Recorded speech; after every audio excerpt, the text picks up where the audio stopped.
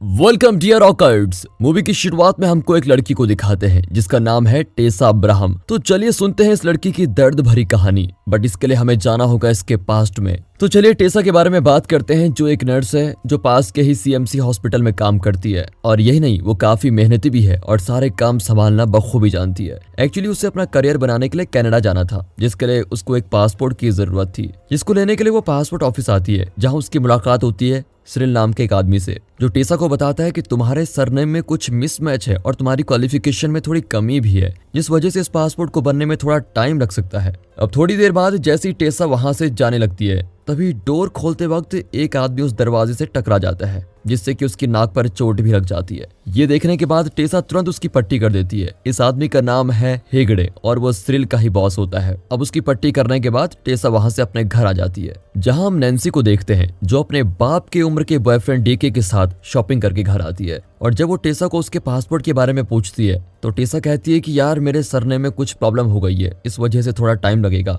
जिसके बाद नैन्सी कहती है कि मेरे बॉयफ्रेंड से बात करके देखो, तुम्हारा पासपोर्ट जल्दी बना दूंगी। फिर अगली सुबह हम एक पेशेंट को देखते हैं जिसका नाम रवि है, जो हॉस्पिटल में बड़े आराम से खाता पीता और मौज करता है और टेसा के साथ सबको एंटरटेन भी करता है। अब अगले दिन नैन्सी अपने बॉयफ्रेंड डीके से झूठ बोलकर 3000 रुपए ले लेती है और वो तीनों सहेलियां एक मॉल में एंजॉय करने के लिए निकल जाती हैं, जहां उन तीनों की मुलाकात सिरिल से होती है, जो टेसा को अपने पासपोर्ट के बारे में इन्फॉर्मेशन देता है कि वो जल्दी मिल जाएगा, तुम टेंशन मत लो। अब वापस आने के बाद टेसा अपने पेशेंट रवि से मिलती है और बाहर आने के बाद उसकी मुलाकात नैन्सी के बॉयफ्रेंड डीके से होती है, जो उसको घर ड्रॉप करने की रिक्वेस्ट करता है, लेकिन वो नो थैंक्स कहकर वहां से चली जाती है।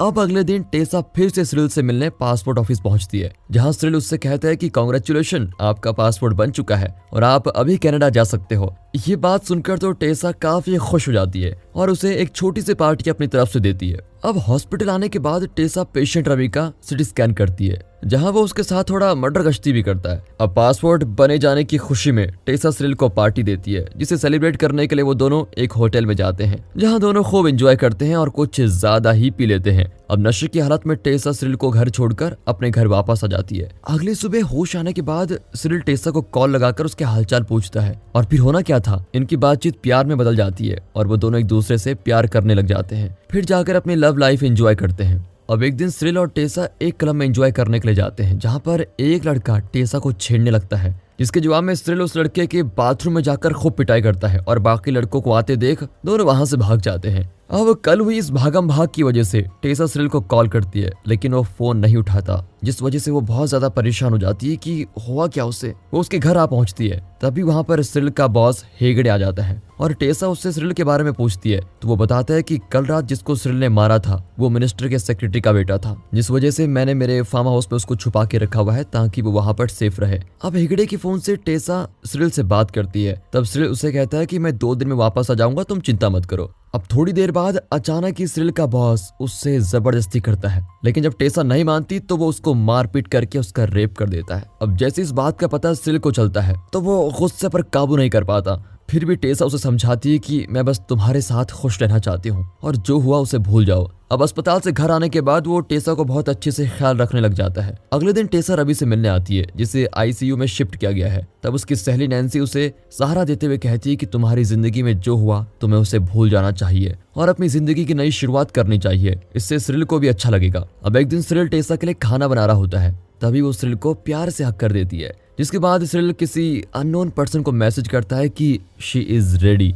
वैसे ये देखकर तो आपको भी सिरिल पर शक हो गया होगा। अब अगले दिन जब टेसा अपने घर में आराम कर रही होती है, तभी वहां पर हेगड़े फिर से आ जाता है, जिसको देखकर वो काफी डर जाती है और जोर जोर से चिल्लाने लगती है। अब हेगड़े उसे कहता है कि मैं तुमसे माफी मांगने आया हूँ, दरअसल मैं एक मेंटल पेशेंट हूँ, जिस वजह से मैंने तुम्हारे साथ ऐसा कर दिया। लेकिन ये कहने के बाद भी वो अपने पर काबू नहीं कर पाता और दोबारा फिर से उसका रेप कर देता है। अब सिरिल और हेगड़े की मुलाकात होती है, जहां सिरिल उससे पूछता है कि मैंने तुम्हें एक बार वार्निंग दी थी, तुमने फिर वही हैवानियत वाली हरकत कर दी ना। बदले में हेगड़े माफी मांगने के बजाय सिरिल को पैसे का लालच देता है और उसे टेसा को मार देने के लिए कहता है। ये सुनने के बाद तो हंसते हुए सिरिल ये बात एक्सेप्ट भी कर लेता है। यहाँ हमें इस खेल का सबसे बड़ा मास्टरमाइंड दिखाई देता है, जो कि सिरिल है, जिसने टेसा के साथ प्यार का नाटक करके इतनी बड़ी साजिश को अंजाम दिया। अब अगले दिन सिरिल और टेसा एक रेस्टोरेंट में होते हैं, जहाँ से निकलने के बाद सिरिल कहता है कि मैं अभी आया बाइक लेकर, तुम यहीं पर रहो। लेकिन तभी वहां पर पुलिस आकर टेसा को पकड़ लेती है और जब उसकी बैग की चेकिंग होती है तो उसमें से ड्रग्स मिलते हैं। ये देखने के बाद तो टेसा काफी हैरान हो जाती है कि इसमें ड्रग्स कहाँ से आए। फिर अपनी बेगुनाही के लिए वो उनके सामने रिक्वेस्ट करती है कि ये मेरा नहीं है, लेकिन पुलिस उसे तुरंत अरेस्ट कर लेती है। लेकिन तमाम आवाज लगाने के बाद भी सिरिल पलट कर नहीं देखता और वहां से चला जाता है। अरेस्ट होने के बाद टेसा को जेल में लाया जाता है, जहां उसके दोस्त उसे छुड़ाने के लिए आते हैं, लेकिन अनफॉर्चुनेटली कोई उसकी मदद नहीं करता। अब वहां की लेडी ऑफिसर टेसा से कहती है, तुम्हें सुनंदा नाम की लेडी के साथ अपना जेल रूम शेयर करना होगा और सुनंदा प्रेग्नेंट भी है, जिस कारण तुम्हें उसका ख्याल रखना होगा। पुलिस की बात मानकर टेसा को यूनिफॉर्म देकर उस रूम में शिफ्ट कर दिया जाता है। अब सुनंदा का बिहेवियर कुछ ठीक नहीं लग रहा होता है, वो बहुत गुस्से वाली और डरावनी है। टेसा के भोले भाव स्वभाव का फायदा उठाकर सुनंदा उससे जबरदस्ती लेग मसाज करने को कहती है। बेचारी भोली टेसा उसकी सारी बात मानकर उसकी सेवा करती है। अब जब एक दिन टेसा रो रही होती है तो सुनंदा उसको हिम्मत देते हुए पूछती है कि क्या तुमने वाकई में कोई क्राइम किया है, जिसके जवाब में टेसा उससे निर्दोष होने का दावा करती है। और फिर सुनंदा को भी थोड़ा बुरा लगता है और उसको भी लग जाता है कि इसने सच में कोई क्राइम नहीं किया। इसी बीच सुनंदा भी अपने दर्द भरी कहानी टेसा को सुनाती है और कहती है कि अगर मैं मर जाऊं तो तुम मेरे बच्चे को बचा लेना। अब एक दिन जब सुनंदा और टेसा एक जगह बैठे होते हैं तो सुनंदा उससे बताती है कि जिस आदमी ने तुम्हारा रेप किया, क्या उसका नाम हेगड़े था, जिसका नाम सुनकर तो टेसा भी चौंक जाती है। फिर सुनंदा उसे पूरी कहानी बताती है कि सिरिल 4 साल से इस शहर में ऐसे काम कर रहा है। उसने कई लड़कियों को हेगड़े के साथ मिलकर फंसाया और उन्हें इस्तेमाल किया। फिर वो हेगड़े के बारे में बताती है, जो बहुत बार सेक्स रैकेट में पकड़ा भी गया है और उस पे काफी रेप के मुकदमे दर्ज हैं। साथ में वो ये भी बताती है कि जिस आखिरी काम को उन दोनों ने आखिरी बार अंजाम दिया था उसमें एक हॉस्पिटल की नर्स थी और दोस्तों वो लड़की कोई और नहीं बल्कि बेचारी टेसा ही थी। टेसा को इस बात का बहुत बड़ा सदमा लगता है, क्योंकि उसने तो सिरिल से सच्चा प्यार किया था, पर सिरिल ने उसका गलत इस्तेमाल करके उसे जेल में डाल दिया। फाइनली टेसा इस बात का प्रतिशोध लेने के लिए ठान लेती है और अब उसके अंदर एक अलग ही आग लग चुकी है। अब अगले दिन टेसा को रवि का लेटर मिलता है, जो अपाहिज और जख्मी होने के कारण हॉस्पिटल में एडमिट था। उसने लेटर में कहा होता है कि मैंने अपनी जायदाद का आधा हिस्सा तुम्हारे नाम कर लिया है, क्योंकि तुमने मेरी बहुत सेवा की, जितनी मेरे बेटे ने खुद नहीं की। तुम्हारी केयर करने का तरीका मुझे बहुत अच्छा लगा और मुझे काफी खुशी हुई। मैं तो चाहता था कि मैं पूरी जायदाद तुम्हारे नाम कर दूं, लेकिन मेरे परिवार वाले नहीं माने, इसलिए मैंने अपनी आधी जायदाद तुम्हारे हिस्से कर दी और मैं चाहता हूँ कि तुम बहुत खुश रहो और तरक्की करो। ये सब देखने के बाद टेसा को काफी खुशी होती है कि रवि ने उसके लिए इतना कुछ किया। अगले सीन में हम देखते हैं कि सुनंदा का पेन शुरू हो जाता है और उसकी डिलीवरी की प्रोसेस भी नजदीक आ चुकी है, जिसके कारण पुलिस को बहुत रिक्वेस्ट करने के बाद वो डॉक्टर को कॉल करते हैं, लेकिन उनसे कोई कनेक्शन नहीं हो पाता। उस समय वहां पर ना ही कोई डॉक्टर होता है, ना ही कोई मदद करने के लिए आता है, जिसके कारण सुनंदा को डिलीवरी करनी पड़ती है। क्योंकि वो एक नर्स है तो उसको काफी अच्छा खासा एक्सपीरियंस है और फिर बहुत दिक्कतों का सामना करने के बाद आखिर में सुनंदा की डिलीवरी सक्सेसफुल हो जाती है और फिर डॉक्टर के आने के बाद उसे दूसरी जगह शिफ्ट किया जाता है। अब अगले दिन टेसा की बहन टीसा वहां पर आती है, जो उसे वकील से मिलने की सलाह देती है। अब अगले दिन दिखाते हैं कि रवि की भी मौत हो चुकी है, लेकिन इस बारे में टेसा को कोई खबर नहीं होती। अब अपनी बहन के मुताबिक टेसा अपने वकील से मिलती है, जो कानूनी कार्रवाई करके उसे निर्दोष साबित कर देता है और फाइनली टेसा जेल से छूट जाती है। जाने से पहले टेसा को याद आता है कि सुनंदा ने उससे कहा था कि उसका एक दिनेश नाम का दोस्त है जो उसे इंसाफ दिलाने में मदद कर सकता है। अब एड्रेस के मुताबिक टेसा दिनेश के घर पहुंचती है तो वो उसको देखकर हैरान हो जाती है, क्योंकि दिनेश कोई और नहीं बल्कि नैन्सी का बॉयफ्रेंड डीके ही होता है, जिसे हमने मूवी के स्टार्टिंग में देखा था। अब टेसा उसे अपने बीते हुए हादसे के बारे में पूरा सच बताती है, जिसको ध्यान में रखते हुए डीके उसकी मदद करने के लिए मान जाता है। अब डीके बड़ी चालाकी से एक लड़की को हेगड़े के साथ भेजता है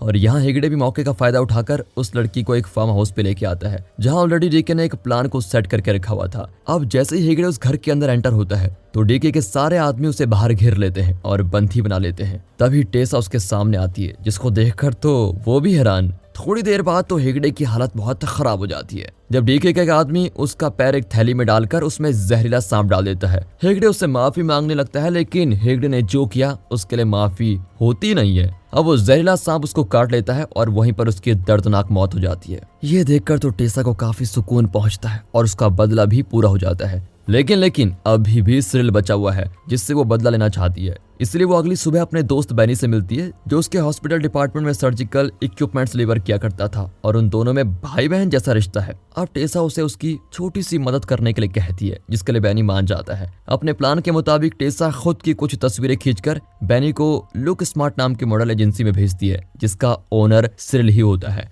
अब डिसाइड किए हुए प्लान के मुताबिक बेनी सिरिल को फोटो दिखाकर कहता है कि एक नई मॉडल ऑडिशन के लिए आई है जिसका नाम प्रार्थना है, जिसको देखकर सिरिल उसको पसंद कर लेता है और उस मॉडल को मिलने के लिए अपने रूम पर आने के लिए कहता है। सिरिल की बातों को एक्सेप्ट करके बेनी वहां से चला जाता है। फाइनली टेसा प्रार्थना बनकर सिरिल के घर पर आती है। जब बातचीत के दौरान सिरिल को शक हो जाता है कि ये तो प्रार्थना नहीं टेसा है, तो वो उसको लात मारकर जमीन पर गिरा देता है और उसे मारने लगता है और कहता है कि मेकअप करने की वजह से क्या मैं तुम्हें पहचान नहीं पाऊंगा। टेसा को पता चल चुका था कि सिरिल ने उसको पहचान लिया, इसलिए अब वो कुछ एक्शन ना लेते हुए उसके गले लगकर कहती है कि मैं तुम्हें भुला नहीं पाई और अभी भी तुमसे प्यार करती हूँ, प्लीज मुझे अपना लो। ये देखकर तो सिरिल भी काफी हैरान हो जाता है और फिर उसको अपनी बाहों में ले लेता है। और अब हम टेसा को देखते हैं जो अपने साजिश को अंजाम देने के लिए काफी पास पहुंच चुकी है। अब वो दोनों रात में एक दूसरे के साथ इंटीमेट होते हैं। तो कहानी में मजा अब आता है जब अगली सुबह होती है, क्योंकि सिरिल खुद को एक बेड पर अकेला पाता है। हम इसी वक्त सामने बैठी हुई टेसा को देखते हैं जो अपने असली रूप में है और वो उसे कहती है कि मैंने रात को सेक्स के दरमियान तुम्हारे प्राइवेट पार्ट को काट दिया, जिस वजह से अब तुम एक नामर्द बन चुके हो और अब तुम्हें एहसास हो चुका होगा कि तुमने मेरे प्यार को ठुकरा कर मेरे साथ ये खेल खेल कर कितनी बड़ी गलती की है। जिसके बाद तो सिरिल जोर जोर से चिल्लाने लगता है और उसको बहुत दर्द भी होता है, होना तो चाहिए। तभी वहाँ पर बेल बजती है। सिरिल को लगता है कि कोई उसकी मदद करने के लिए आया होगा, लेकिन टेसा उस आदमी को बाहर ही भगा देती है, जिससे सिरिल के बचने की उम्मीदें खत्म हो जाती है। अब अगले दिन टेसा उसको बहुत इमोशनली ब्लैकमेल करती है, जिससे सिरिल को अपनी गलती का एहसास होने लगता है और वो रोने भी लगता है। जाते हुए टेसा उसे कहती है कि अगर तुम मुझसे बदला लेना चाहते हो तो मैं तुम्हें कनाडा में मिलूंगी, चाहो तो तुम वहां पर आ सकते हो। जिसके जवाब में सिरिल उससे कहता है कि हाँ जरूर आऊंगा। अब सिरिल के घर जाने के बाद टेसा डेकी को कॉल करती है और उसका शुक्रिया अदा करती है, क्योंकि उसने एक बड़े भाई की तरह उसकी हेल्प की थी। और अब टेसा सारे रिश्ते नाते तोड़कर कनाडा के लिए रवाना होती है। और इस तरह के थ्रिलर एक्सपीरियंस के साथ इस मूवी का दी एंड। हाँ, इस मूवी का नाम है 22 फीमेल कोटियम। बाकी दोस्तों मूवी कैसी लगी, वीडियो कैसी लगी, एक्सप्लेनेशन कैसा लगा, वीडियो को लाइक कीजिए और चैनल को सब्सक्राइब कर दें। बाकी मिलते हैं अगली वीडियो में, तब तक के लिए गुड बाय, अपना ख्याल रखिए and finally thanks for watching.